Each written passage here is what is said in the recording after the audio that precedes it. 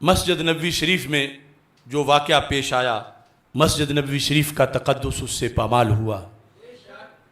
میں پہلے کئی بار کہہ چکا ہوں کہ یہ سب کھوٹے سکے ہیں، جو جسے کل کوئی وزیر اعظم کہتا تھا، جسے آج کوئی وزیر اعظم کہتا ہے، نواز شریف ہو یا عمران خان یا شہباز یا زرداری، یہ سب چور، ڈاکو، لوٹے، چکے، لٹیرے، دین دشمن۔ زرداری نے غازی ممتاز حسین قادری شہید رحمۃ اللہ علیہ پہ F I R کٹوائی، Nawaz Sharif نے پھندے پہ چڑھایا، عمران خان نے مبینہ ملعونہ کو بگایا۔ سب جوتے تو معمولی چیز ہے کہ یہ جوتوں کے مستحق ہیں، اس سے بڑی چیز، مگر مسجد نبوی شریف میں ادب گاہے زیر آسماں از عرش نازک تر، نفس گم کردہ می آئے جنیدو با یزیدی جا،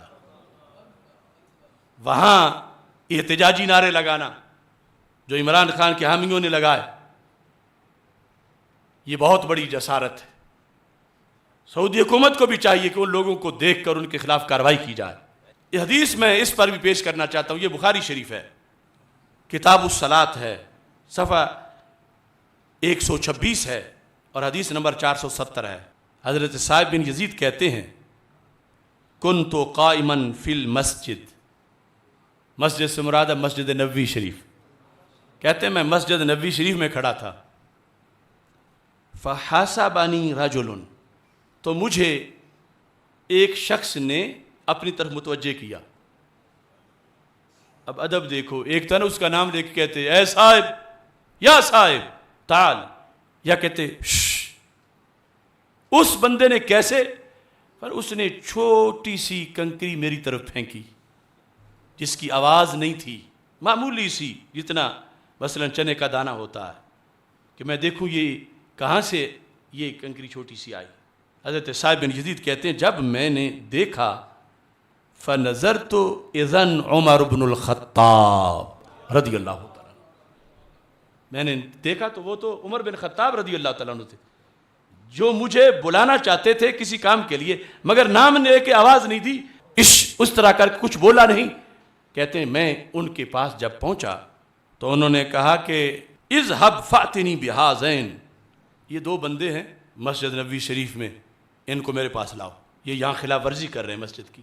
اذهب فأتنی بہذین، یعنی یہ جہاں سائٹ پہ کھڑے ہو کر یہ لفظ ان کو آہستہ سمجھا رہے تھے کہ جاؤ اور ان دونوں کو لے کے آؤ۔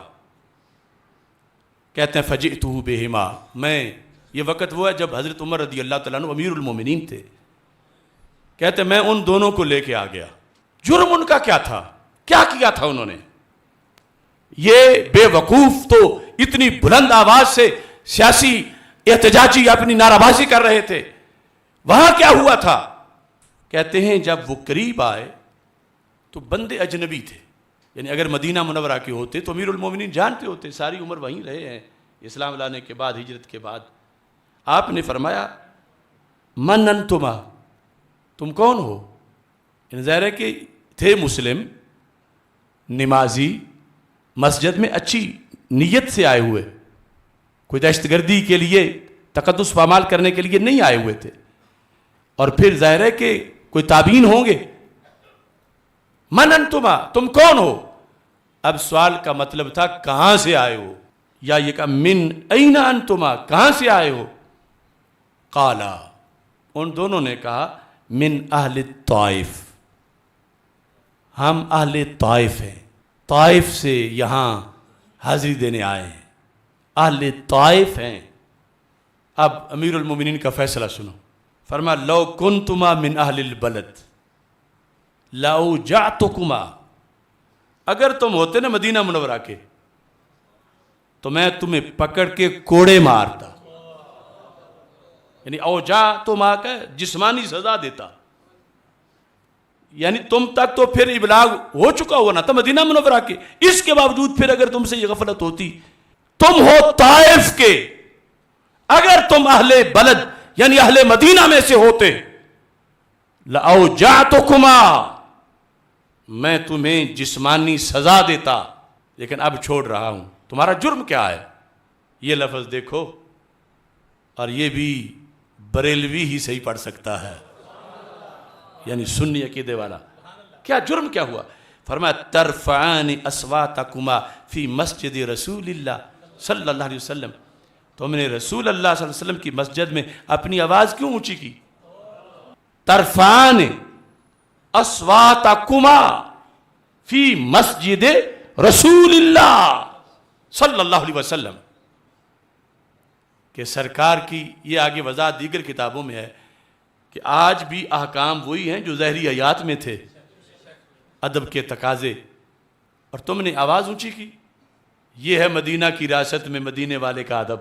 حضرت امیر المومنین نے تقاضے بھی پورے کیے، پھر مارا نہیں، لیکن مسئلہ تو بتایا اور کہا اگر تم اہل مدینہ سے ہوتے تو مار پڑتی۔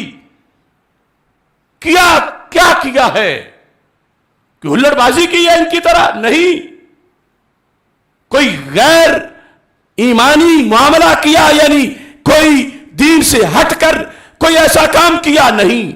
صرف آواز بلند ہونے پر کسی اپنی دنیا کی بات کے اندر کوئی سفر کا ذکر کرتے ہوئے یا وہاں کھڑے وہ آواز اونچی ہوئی ہے۔ اور یہاں ضمناً یہ بھی عرض کر دوں، کچھ بے وقوف یہاں بھی وہابی سنیں گے تو پھر تم درود کیوں پڑھتے ہو، پھر مؤذن وہاں اذان کیوں پڑھتا ہے، پھر قاری قرات کیوں کرتا ہے؟ تو کچھ آوازیں وہ ہیں جن کو سننے کے سرکار مشتاق بھی ہیں کہ امت جیتی ہے، میری امت پیچھے اذانیں پڑھ رہی ہے، سرکار سننا چاہتے ہیں، درود شریف سننا چاہتے ہیں۔ ہاں اس میں بھی تقاضا ہے، سنجیدگی ہے، ادب ہے، احترام ہے، کوئی ایسی چیز نہ آ جائے کہ جو اس پر مزید ہو۔ لیکن اس کا یہ مطلب نہیں کہ یہ حدیث سن کے کوئی کہے کہ صلاۃ و سلام نہ پڑھو، کوئی کہے یا رسول اللہ صلی اللہ علیہ وسلم نہ کہو، کوئی کہے کہ وہاں پر پھر خطبہ نہیں ہونا چاہیے، وہاں پھر امام جو ہے وہ قرات بھی سر کرے، کیوں مسجد میں آواز جو ہے وہ گونج رہی ہے۔ ہر چیز کی کچھ حدود اور کچھ تقاضے ہوتے ہیں، ان سب کو سامنے رکھ کر پھر بات سے توازن نکلتا ہے اور پھر اس سے مسئلہ سمجھ آتا ہے۔